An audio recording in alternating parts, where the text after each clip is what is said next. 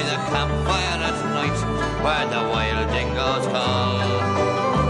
But there's nothing so lonesome, so dull or so drear than to stand in the bar of a pub with no beer.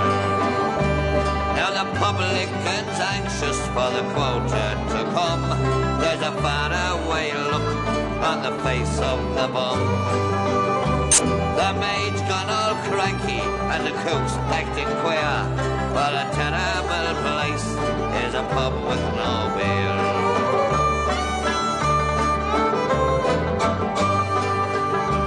The stockman rides up with his dry, dusty throat. He breasts up to the bar, pulls a wad from his coat.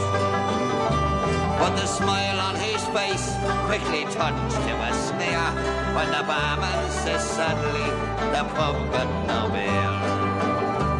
There's a dog on the veranda, for his master he waits, but the boss is inside drinking wine with his mates.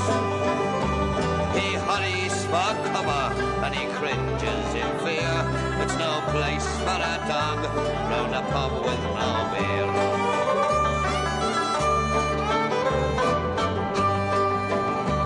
Oh, Billy the blacksmith, the first time in